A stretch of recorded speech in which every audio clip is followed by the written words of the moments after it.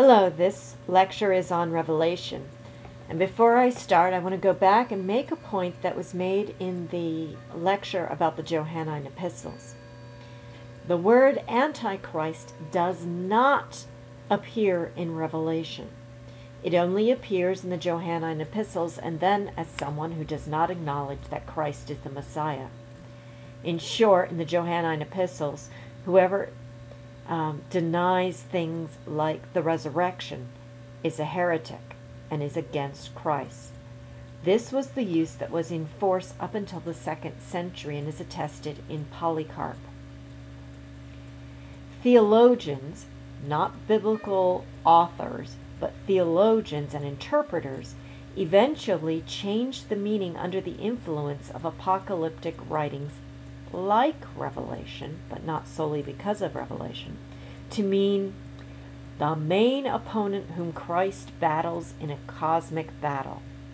Now, this isn't a New Testament meaning for the word. There are instances in the New Testament where there are battles between Christ and evil. For example, indeed, Revelation chapter 17 is one, where the beast opposes Satan. But it looks like the beast may symbolize Rome, not necessarily an individual who is an antichrist. The actual use of the word antichrist as Christ's opponent probably starts at the end of the 2nd century, and when that happens, these are the characteristics of Christ's opponent. The opponent presents him or herself as Christ or as a false prophet. The opponent demands worship, and the opponent is a tyrant who causes suffering. Now I want to say a word about the concept of apocalypse. Another name for Revelation is the Apocalypse, or the Apocalypse of John. The word apocalyptic is a word which in Greek means to uncover, unhide, or reveal. Apo means from, apocalypsis means to uncover. So it literally means in Greek to take the cover from or blow the lid off. That's the literal translation if you were doing the etymology of apocalypse. Now, this isn't just the name of a book of the New Testament, but the word apocalypse is an entire genre of literature. To exaggerate just a bit, imagine yourself going to an ancient bookstore in the ancient world, and walking in, you would see an apocalypse section, just like you see today a thriller section or a romance section. Now, that's a little bit of an exaggeration, but I want to make sure that you don't associate apocalypse just with the book of Revelation, because there is simply only one apocalypse in the New Testament. There were lots of apocalypses in the ancient world. In fact, there are apocalypses elsewhere in the New Testament. Matthew has a section called the Little Apocalypse, which occurs in Matthew chapter 24. So Matthew chapter 24 is known as the Little Apocalypse. The book of Daniel in the Old Testament, the entire chapter 7 is an apocalypse. There are many books outside of our canonical Bible that are classified as apocalypses.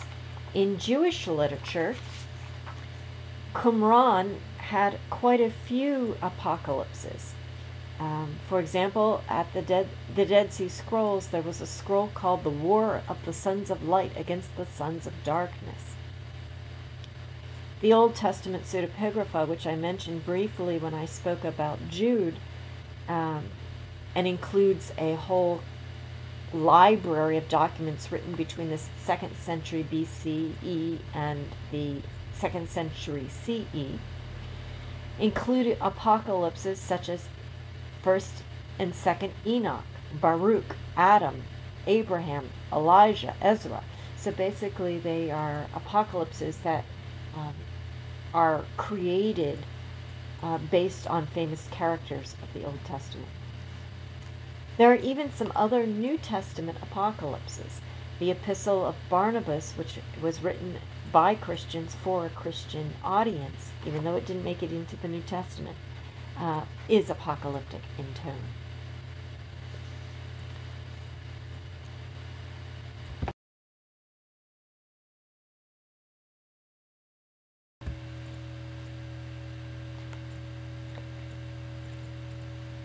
If Revelation is a typical apocalypse, what are some characteristics of apocalyptic literature in general? First off, they often have angels.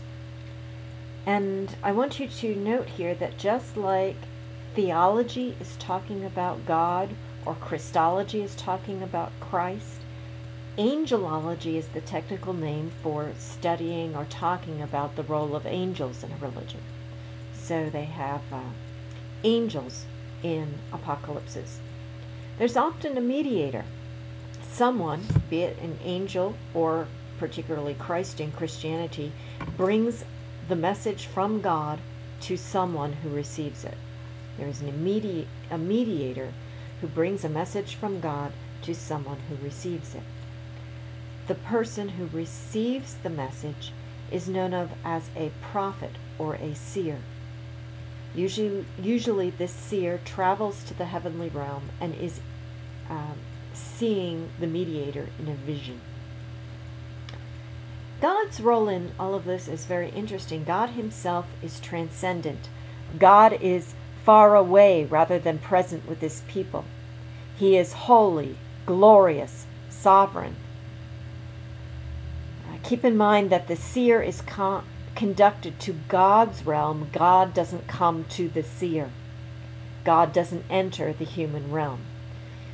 The absolute opposite of transcendence is immanence.